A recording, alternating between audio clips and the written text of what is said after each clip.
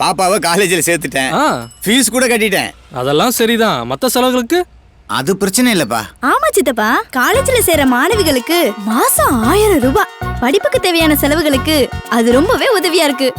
அது மட்டும் இல்ல, பஸ் வர ஃப்ரீ. இப்போ நான் சாதாரண பெண் இல்ல, புதுமை பெண்.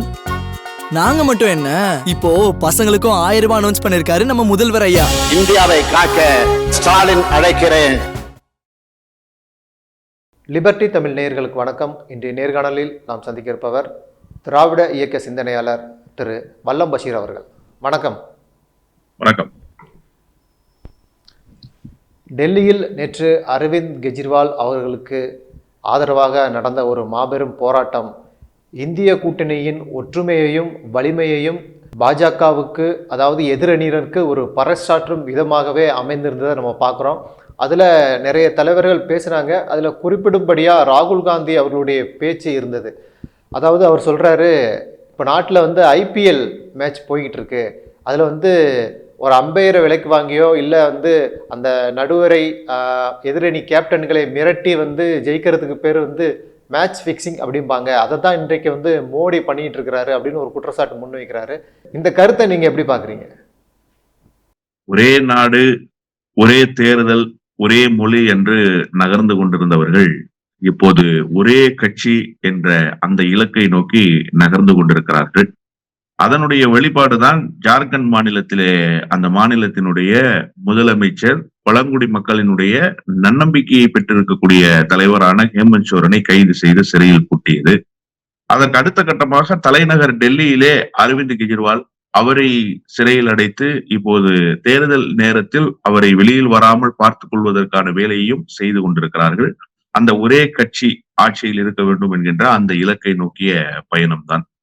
இங்கே செயல் வீரராக இருக்கக்கூடிய எப்படி மேற்கு மண்டலத்தில் திராவிட முன்னேற்ற கழகத்துக்கு ஒரு பெரிய நெருக்கடி என்று கருதுகிற சூழல் இருந்ததோ அதை மாற்றி மேற்கு மண்டலம் திராவிட முன்னேற்ற கழகத்தினுடைய கோட்டையாகவே இருக்கும் என்று நிரூபணம் செய்த செந்தில் பாலாஜி அவர்களை இத்தனை மாத காலமாக சிறையிலே பூட்டி வைத்திருக்கிறார்கள் என்பதெல்லாம் எதிர்கட்சிகளினுடைய நடவடிக்கைகளை ஒடுக்குகிற ஒரு வேலையாகத்தான் இந்த அரசு செய்திருக்கிறது என்பதை வழிநெடுக நாம் பார்த்து வந்திருக்கிறோம்.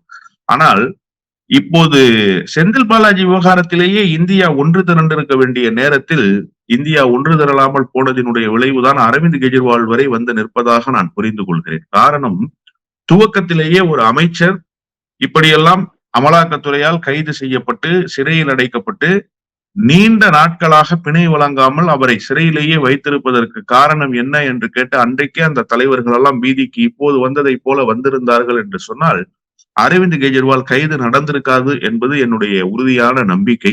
இப்போது அரவிந்த் கெஜ்ரிவால் வரை வந்திருக்கிறது, பரவாயில்லை, இப்போதாவது இவர்கள் வீதிக்கு வந்து விட்டார்களே என்கிற அந்த ஒரு பாதுகாப்பு உணர்வு நாட்டு மக்களிடத்திலே எழுந்திருக்கிறது என்பதைத்தான் நான் புரிந்து கொள்கிறேன். ராகுலை பொறுத்தவரையில அவருடைய கருத்து என்பது மிக முக்கியமான கருத்து. இப்போது அவர்தான் அடித்து ஆடிக்கொண்டிருக்கிறார். மோடியினுடைய சத்தமே கண்ணு கட்டிய தூரம் வரை கேட்கவில்லை என்பதை நாம் புரிந்து கொள்ள வேண்டும்.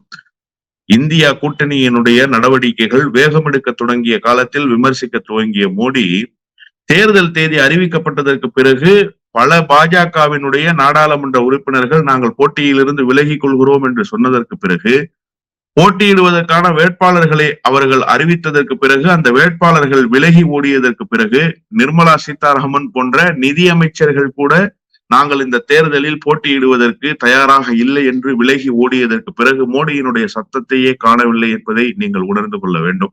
இப்போது ராகுலினுடைய குரல் மட்டும்தான் கேட்டுக்கொண்டிருக்கிறது, இந்தியா கூட்டணியினுடைய குரல் மட்டும்தான் கேட்டுக்கொண்டிருக்கிறது. கண்ணு கட்டிய தூரம் வரை நான் ஏதோ மமதையோடு சொல்லவில்லை, ஜனநாயகத்தின் பக்கம் நின்று அடக்கத்தோடு தான் சொல்கிறேன். ஆளும் கட்சியினுடைய குரல் என்பது எங்கேயும் கேட்கவில்லை. ஆனால் அவர்களுடைய கனத்த அமைதி என்பதே ஒருவித பேராபத்து என்று நான் உணர்ந்து கொள்கிறேன். காரணம், இவர்கள் தேர்தல் ஆணையத்தை தங்களுடைய பக்கம் அழைத்து விட்டார்கள் என்பதை சமீபத்திய தேர்தல் ஆணையரினுடைய நியமனம் என்பது நமக்கு உணர்த்தியது. அதைத்தான் சொல்கிறார் ராகுல். நடுவர்கள் எல்லோரும் அவர்கள் பக்கம் இருக்கிற காரணத்தால் எப்படி வேண்டுமானாலும் தீர்ப்புகளை எழுதி கொள்ளலாம் என்று அவர்கள் நினைக்கிறார்கள். உங்களுக்கு வேட்பாளர்கள் எல்லாம் பின்வாங்கி ஓடுகிற ஒரு நிலைமை, பல இடங்களில் கூட்டணி பேச்சுவார்த்தையே சரியாக முடித்துக் கொள்ள முடியவில்லை. அஜித் பவாருக்கு ஒரு நெருக்கடி, அஜித் பவார் கூட்டணியிலிருந்து வெளியேறி விடுவேன் என்றெல்லாம் மகாராஷ்டிரா மாநிலத்திலே அறிவிக்கிற ஒரு நிலைமை உண்டாகி இருக்கிறது. அதன் பிறகு பிரபுல் பட்டேலினுடைய வழக்குகளை எல்லாம் முடித்து வைக்கிறார்கள். ஏக்நாத் சிண்டேவால் அந்த கூட்டணியை லீட் பண்ணி எடுத்துட்டு போக முடியல. இங்கிருந்து ஒரு ஆளை உருவி கூட்டு போய் தேசிய ஜனநாயக கூட்டணியில மிரட்டி கொண்டு போய் சேர்த்துக்கிட்டீங்க நிதிஷ்குமார்.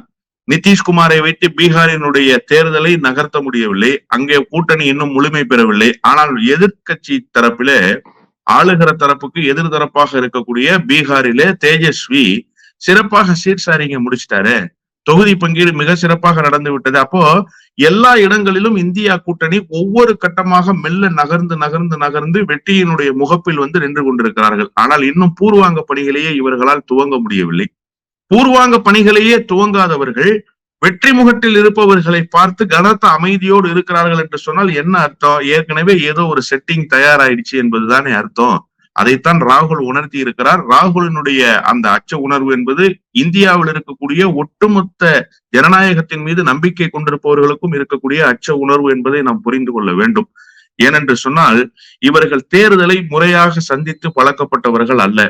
ஒரு வன்முறையின் மூலமாகவோ அல்லது வேறு ஏதாவது கொள்ளைப்புற வழியாக, எப்போதுமே ஆட்சியாளராக யார் வர வேண்டும் என்று மக்கள் வாக்களிக்கிறார்களோ அவர்கள் யாருக்காக அந்த வாக்குகளை செலுத்தி யாரை வெற்றி பெற வைக்கிறார்களோ, வெற்றி பெற்ற சட்டமன்ற உறுப்பினர்களை வைத்துக் கொண்டு வேறு ஒரு ஆட்சியாளரை நியமிக்கக்கூடிய கொள்ளைப்புற வழியாக ஜனநாயகத்தை காலில் போட்டு புதைத்து விட்டு ஒரு அதிகார மையத்தை அங்கே உருவாக்கக்கூடிய வேலையை இவர்கள் கடந்த 10 ஆண்டுகளில் செய்து முடித்திருக்கிறார்கள் என்பதை இந்தியா பார்த்திருக்கிறது. வாக்களித்தவர்கள் சிவசேனாவினுடைய தலைவராக இருக்கிற உத்தவ் தாக்கரேவுக்கு தானே வாக்களித்தார்கள். ஏக்நாத் சிண்டே வருவார் என்று வாக்களித்தார்களா என்ன? ஆனால் ஏக்நாத் சிண்டே அங்கே ஆட்சி அதிகாரத்திலே இருக்கிறார். 20 சட்டமன்ற உறுப்பினர்களை வைத்திருப்பவரை கோவாவிலே முதலமைச்சர் பொறுப்புக்கு நீங்கள் வாருங்கள் பொறுப்பேற்றுக் கொள்ள என்று ஆளுநர் அழைக்க மாட்டார். மாறாக 12 சட்டமன்ற உறுப்பினர்களை வைத்திருக்கக்கூடிய பாரதிய ஜனதா கட்சியினுடைய பிரதிநிதியை ஆளுநர் அழைப்பார். இப்படியெல்லாம் ஒரு அலங்கோலம் எங்காவது நடந்ததாக நாம் கேள்விப்பட்டதுண்டா? அதிலும் சுதந்திர இந்தியாவுக்கு பிறகு ஒரு ஜனநாயகம் தலை தூங்கி இருக்கக்கூடிய நாட்டில் இப்படி ஒரு ஜனநாயக படுகொலையை இந்த அரசு 10 வருடங்களாக நடத்தி கொண்டே இருந்தது. இப்போது இறுதி யுத்தம், 2வது சுதந்திர போருக்கு இந்த நாடு தயாராகி இருக்கிறது என்று எல்லா தலைவர்களும் அறைகூவல் விடுக்கிற இந்த காலகட்டத்தில் நிசப்தமான அமைதியோடு அவர்கள் இருக்கிறார்கள். ராகுல் வெளிப்படுத்தி இருக்கிற அச்ச உணர்வு நம்மையும் அச்சம் கொள்ள வைக்கிறது. இவர்கள் ஏதோ திரைமறைவில் காய் நகர்த்தி கொண்டிருக்கிறார்கள். ஏனென்று சொன்னால் நடுவர்களை இவர்கள் விலைக்கு வாங்கிவிட்டார்கள் என்ற ராகுலினுடைய கருத்து 100க்கு 100 உண்மையான கருத்து என்றுதான் நான் புரிந்து கொள்கிறேன். இல்லை, 28 கட்சி தலைவர்கள் அந்த கூட்டத்தில் பங்கேற்றிருக்கிறாங்க. உதாரணத்துக்கு அந்த ஹேமந்த் சோரன் அவருடைய மனைவி, அரவிந்த் கெஜ்ரிவால் அவருடைய மனைவி எல்லாருமே பங்கேற்றிருக்கிறாங்க. இது நாட்டு மக்களிடையே போய் சேரும்னு நினைக்கிறீங்களா? அதாவது சரியான விதத்தில் போய் சேரும்னு நினைக்கிறீங்க? ஏன்னா தொடர்ந்து மோடி இன்னைக்கு கூட சொல்லியிருக்கிறாரு, நான் ஊழல் பணத்தை மீட்டு தான் என்னுடைய முக்கியமான நோக்கம், அது போன்ற கருத்துக்களெல்லாம் முன்வைக்கிறாரு ஒரு புறம். இது எப்படி போய் சேரும்னு நினைக்கிறீங்க? இல்ல, இந்த கருப்பு பணம் ஒழிக்கப்பட்ட விவகாரத்தில் தீர்ப்பு எழுதிய நீதிபதி மீண்டும் அழுத்தமான ஒரு கருத்தை நேற்று பதிவு செய்திருக்கிறார். 98% இருந்த அந்த கருப்பு பண பரிவர்த்தனை என்பது குறைக்கப்பட வேண்டும் என்பதற்காகத்தான் இந்த பண மதிப்பிழப்பு நடவடிக்கை என்பதை மோடி இந்த பண மதிப்பிழப்பு நடவடிக்கையை அறிவிக்கிற போது செய்தார். பக்கத்து அறையில் இருந்த கேபினட் அமைச்சர்களுக்கு கூட சொல்லப்படவில்லை. ரகசியமாகவே அவருக்குள் அந்த திட்டத்தை வகுத்து கொண்டு தடாலடியாக அறிவித்தார் என்றெல்லாம் மானலாப புகழ்ந்தார்கள். இப்போது எந்த பணம் கஜானாவுக்கு சேர வேண்டும் என்று அவர்கள் கருதினார்களோ அந்த பணம் கஜானாவுக்கு சேர்ந்து விட்டதுதானே. 100% வெற்றியை அந்த திட்டம் பெற்றுவிட்டதாகத்தானே இவர்களே அறிவிக்கிறார்கள். கருப்பு பணம் ஒளிந்து விட்டதா? நீங்கள் வாங்கி இருக்கக்கூடிய தேர்தல் பத்திரங்களே கருப்பு பணத்தினுடைய வெளிப்பாடாக இருக்கிறது என்கின்ற அச்ச உணர்வை வெளிப்படுத்தித்தானே சட்டவிரோதமான நிதி திரட்டுகிற நடவடிக்கை என்று நீதிபதிகள் சொன்னார்கள் உச்ச நீதிமன்றத்திலே. அப்போ நீங்க ஊழலுக்கு எதிரானவர்கள் என்று சொல்லி எப்படி வாக்கு சேகரிக்க முடியும்? இன்னொன்று, நீங்கள் செய்திருக்கக்கூடிய ஊழல்கள் அம்பலப்பட்டு போயிருக்கிறதே 10 ஆண்டுகளாக. ஊழல் என்று சொன்னால் எது ஊழல்? இங்க என்போர்ஸ்மெண்ட் டைரக்டரேட் அனுப்பிச்சு ரைடு நடத்தி 450 கோடி 500 கோடி சொத்துக்களை முடக்கிவிட்டு 1000 கோடி ரூபாய் பேரம் பேசி அவர்களிடத்திலிருந்து பெற்றிருக்கிறீர்களே, அது ஊழல் இல்லையா?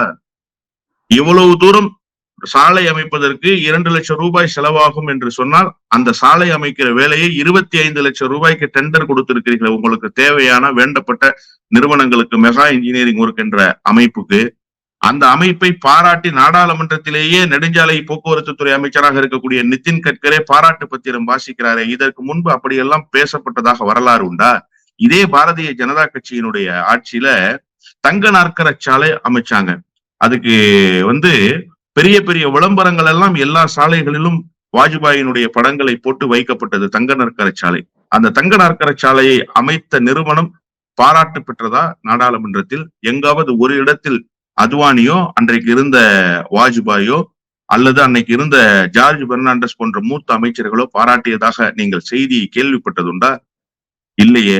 ஆனா நீங்க ஒரு குறிப்பிட்ட 18 கிலோமீட்டருக்கு போட்ட சாலையே ஏதோ இந்தியாவுக்கு மிகப்பெரிய அடையாளம் வந்து விட்டதை போல மேகா இன்ஜினியரிங் ஒர்க்ஸுக்கு பாராட்டு பத்திரத்தை வாசிக்கிறார். காரணம் என்ன? பின்னாளில் தான் தெரிய வருது, எலக்ட்ரோல் பாண்ட் மூலமாக அந்த நிறுவனத்திடம் இருந்து மட்டுமே 1800 கோடி ரூபாய் அந்த நிறுவனத்துக்கு துணை அமைப்புகளாக இருக்கக்கூடிய ஷெல் நிறுவனங்களிடம் இருந்தெல்லாம் 1800 கோடி ரூபாயை தேர்தல் நிதியாக நீங்கள் பெற்றிருக்கிறீர்கள். அதற்காக 2 லட்சம் ரூபாயில போட வேண்டிய ரோட 25 லட்சம் ரூபாய்க்கு டெண்டர் விட்டுருக்கீங்க. இதுக்கு பேர் ஊழல் இல்லையா? ஊழலுக்கு எதிராக பேசுவதாக நீங்கள் சொல்லிக்கொண்டு ஊழலிலேயே ஊறி திளைக்கக்கூடிய கட்சியாக பாரதிய ஜனதா கட்சி மாறி இருக்கிறது என்பது நிதர்சனமான உண்மை. அடுத்து நீங்க கேட்ட கேள்வி, 2 பெண்கள் கண்ணீர் சிந்தி கொண்டிருக்கிறார்கள், இதெல்லாம் நாட்டு மக்களிடத்திலே போய் சேருமா என்று நீங்கள் கேள்வியை எழுப்பி இருக்கிறீர்கள். தமிழ்நாட்டிலிருந்து இப்படி ஒரு கேள்வி எழவே கூடாது என்றுதான் நான் கருதுகிறேன். கண்ணகி நீதி கேட்ட மண்ணு சார் இது. இங்கிருந்து கொண்டு நம்ம அந்த கேள்வியை எழுப்பவே கூடாது. மாறாக பாட்னா கூட்டத்திலே பேசிய ஹேமந்த் சோரனுடைய மனைவியினுடைய குரல் என்பது இந்த நாட்டை உலுக்கியது என்பது நம் கண்ணுக்கு முன்னால் இருக்கக்கூடிய சாட்சி. அவர் என்ன பேசினார்? இங்கே இருக்கிறார் சம்பாய் சோரனை மாமான்னு சொன்னார், அங்கிள்னு சொன்னார். அவரு இங்கே இருக்கிறார். அவரை அதிகாரத்தில் வைத்துவிட்டு ஜார்க்கண்ட் மாநில மக்களினுடைய நன்னம்பிக்கையை எந்த கட்சி பெற்றதோ அந்த கட்சியினுடைய அதிகாரத்தை நிலைநாட்டிவிட்டு என்னுடைய கணவர் சிறை கொட்டடியிலே பூட்டப்பட்டிருக்கிறார். அவர் வாழ்நாள் முழுவதும் சிறையிலேயே இருந்தாலும் சரி, ஜார்க்கண்டிலிருந்து உங்களால் அதிகாரத்தை கைப்பற்றவே முடியாது என்று ஒரு குரலை எழுப்பினாரா? ஜனநாயகத்தை பாதுகாக்கிற யுத்த களத்தில் முந்தி நிற்போம் என்கிற அறைகூவலை விடுத்தாரா? தன்னுடைய வாழ்வினையர் சார்.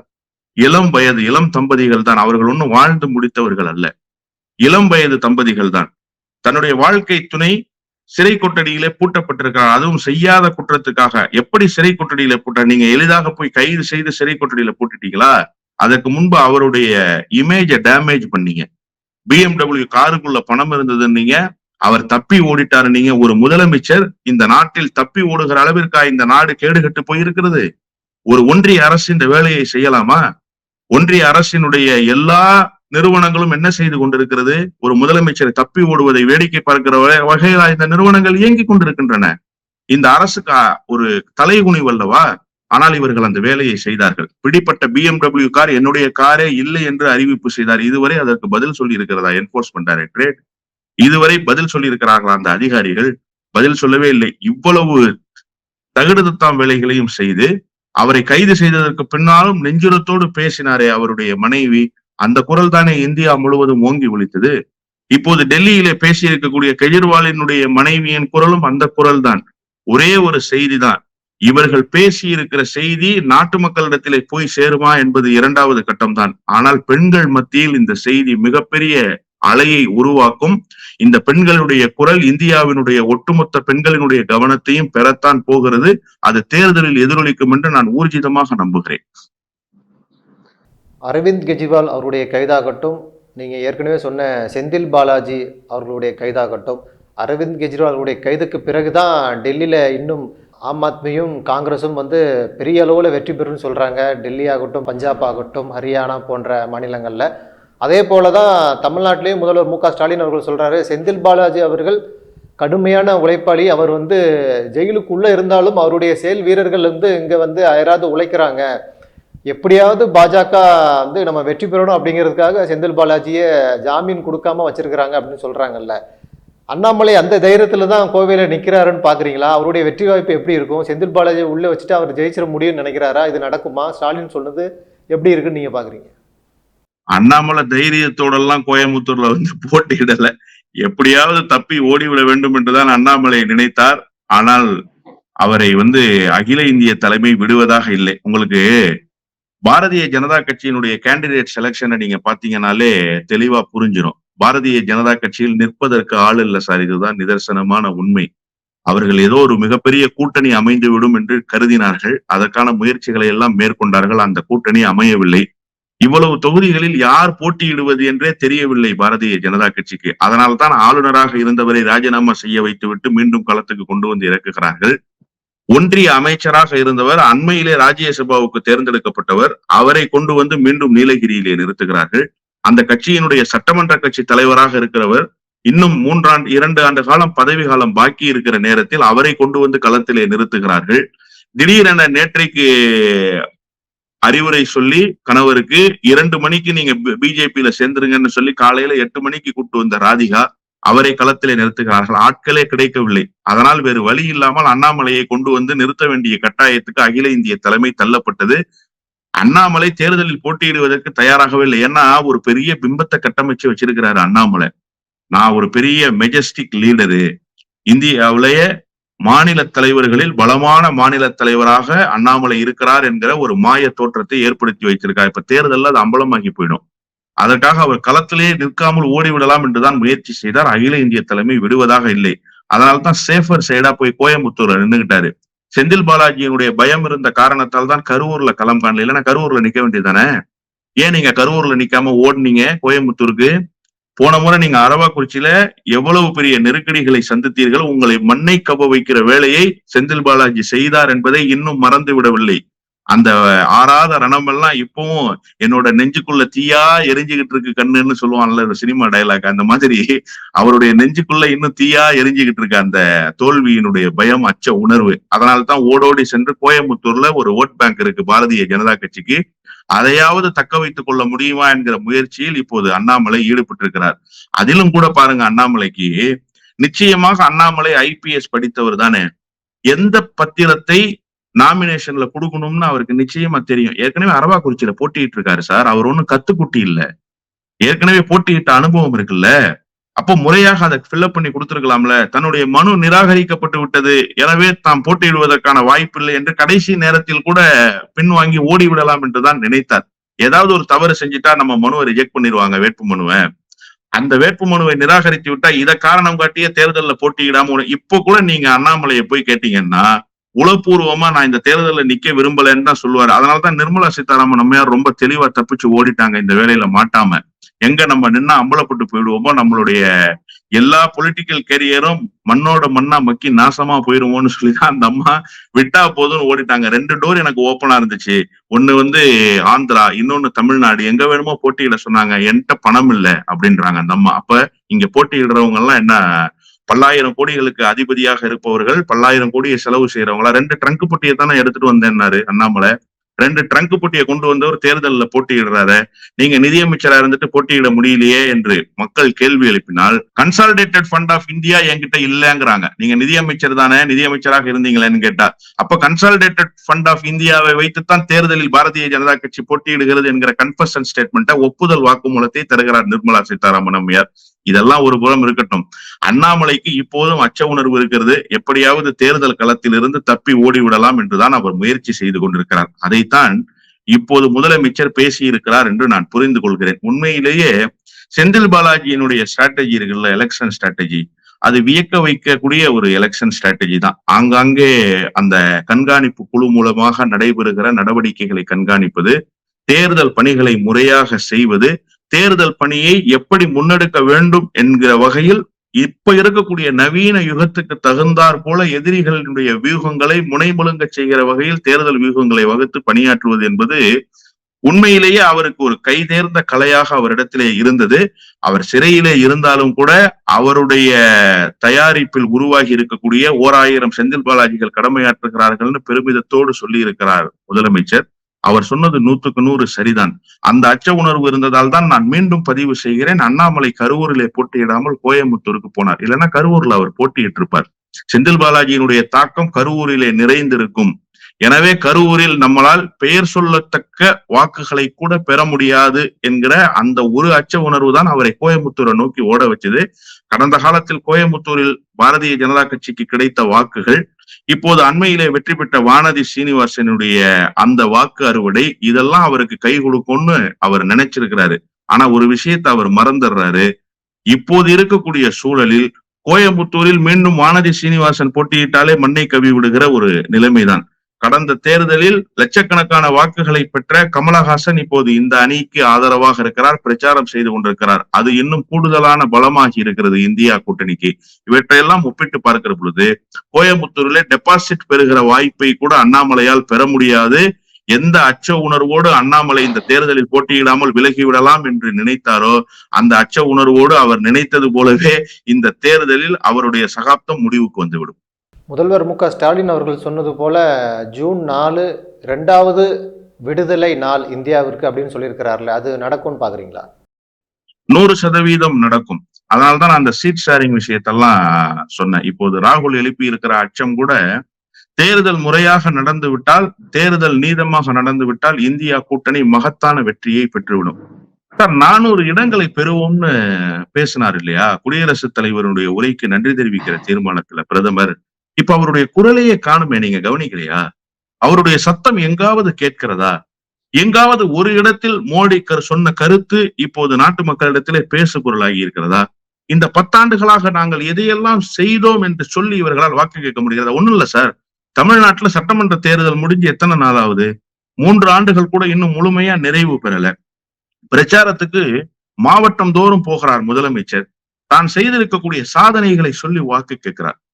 பெண்களிடத்திலே உங்களுக்கு தந்திருக்கக்கூடிய அந்த மகளிர் உதவித்தொகை அதையெல்லாம் சொல்லி வாக்கு கேட்கிறாரு. இலவச பேருந்து பயணம் அதை சொல்லி வாக்கு கேட்கிறாரு. பள்ளி குழந்தைகளுக்கு தரப்பட்டிருக்கிற அந்த ஃபெசிலிட்டிஸ், ஸ்டூடெண்ட்ஸுக்கு தரப்பட்டிருக்கிற ஃபெசிலிட்டிஸ் இதெல்லாம் சொல்லி ஓட்டு கேட்கிறாரு.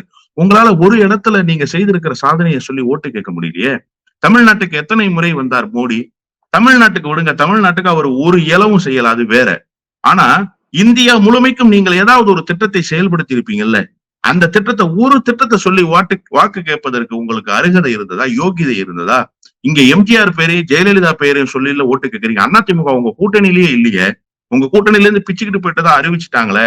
இப்போ கூட அண்மையில ஒரு விமர்சனத்தை சி.வி. சண்முகம் கடுமையாக வச்சிருக்கிறாரு. ஆனா வெக்கமே இல்லாம ஜெயலலிதா பேரை நீங்க பயன்படுத்துறீங்களே, பிறகு காமராஜர் பெயரை நீங்கள் பயன்படுத்துகிறீர்களே. வாழ்நாள் முழுவதும் உங்களுடைய சித்தாந்தம் இந்த மண்ணில் நிலை பெற்று விடக் கூடாது என்பதற்காக களமாடி மாண்டு போன தலைவர் சார் காமராஜர். காமராஜருடைய பெயரை பயன்படுத்துவதற்கெல்லாம் யோகிதை இருக்கா உங்களுக்கு? வெக்கமே இல்லாம அப்படிப்பட்ட தலைவர்களை எல்லாம் நீங்கள் பயன்படுத்தி கொண்டு தேர்தல் பிரச்சாரத்தை செய்றீங்களா? ஒரு திட்டத்தை சொல்லி உங்களால ஓட்டு கேட்க முடிஞ்சதா? ஏன் நீங்க மணிப்பூர் போன்ற மாநிலங்கள்ல, வடகிழக்கு மாநிலங்கள்ல உங்களால கேண்டிடேட்டே போட முடியலையே? நீங்க போட்ட கேண்டிடேட் எல்லாம் ஓடுறானே. இப்படிப்பட்ட நிலையில் நீங்கள் தேர்தலை சந்திக்கிறீர்கள். எனவே வெற்றி என்பது 100 விழுக்காடு இந்தியா கூட்டணிக்குத்தான். அந்த வெற்றியை மடைமாற்றுவதற்கான வேலையைத்தான் இவர்கள் இப்போது திரைமறைவிலே செய்து கொண்டிருக்கிறார்கள் என்கிற அச்ச உணர்வு இருக்கிறது. முதலமைச்சர் தெரிவித்ததை போல 2வது சுதந்திர நாள் இந்த வாக்கு எண்ணிக்கையின் போது அறிவிக்கப்படும் என்பதை நான் உறுதியாக நம்புகிறேன். இதுல இன்னொரு கருத்து, ரொம்ப முக்கியமான கருத்து, நேற்று ராகுல் சொல்லி இருக்கக்கூடிய கருத்து. இதுவரை திராவிட இயக்கமும் தென் மாநிலமும் பேசி வந்த கருத்தை இப்போது காங்கிரஸ் கட்சியினுடைய முகமாக இருக்கிற ராகுல் காந்தி பேசியிருக்கிறார் என்பதை நாம் கவனத்தில் கொள்ள வேண்டும். நேற்று அவர் சொல்லி இருக்கிறார், மீண்டும் ஒரு முறை பாரதிய ஜனதா ஆட்சிக்கு வந்தால் இந்தியா இருக்காதுன்னு சொல்லியிருக்கிறார். ரொம்ப முக்கியமான கருத்து சார் அது. இதுவரைக்கும் நாம் தான் பேசி கொண்டிருந்தோம், இந்தியா என்கின்ற நாடு சிதையுண்டு போகும், துண்டு துண்டாக உடைந்து போகும் என்று நாம் பேசி இருக்கிறோம். ஆனால் இன்றைக்கு அந்த குரலை ராகுல் காந்தியே பேசுகிறார் என்று சொன்னால் இந்தியாவுக்கு எவ்வளவு பெரிய பேராபத்து வந்திருக்கிறது என்பதை நாட்டு மக்கள் புரிந்து கொண்டிருக்கிறார்கள். ராகுல் போன்ற இந்த நாட்டின் மீது நம்பிக்கை கொண்டிருக்கக்கூடிய, ஜனநாயகத்தின் விழுமியங்களை உள்வாங்கி இருக்கக்கூடிய தலைவர்கள் உணர்ந்திருக்கிறார்கள் என்பதைத்தான் ராகுலனுடைய உரை உணர்த்தி இருக்கிறது. முதல்வர் சொன்னதை போல 2வது சுதந்திரத்தை நாம் அடைய போவது உறுதி. மகத்தான வெற்றியை இந்தியா கூட்டணி பெறும் என்பதை தேர்தலினுடைய வாக்கு எண்ணிக்கையினால் நமக்கு அறிவிக்கும். நன்றி. எல்லா கேள்விகளுக்கும் விடையாக ஜூன் 4ஆம் தேதி இருக்கும் அப்படிங்கிறத நம்ம பார்க்குறோம். நிறைய தகவல்களை நேயர்களுக்கு சொல்லியிருக்கீங்க. உங்கள் நேரத்துக்கு மிக்க நன்றி. நன்றி.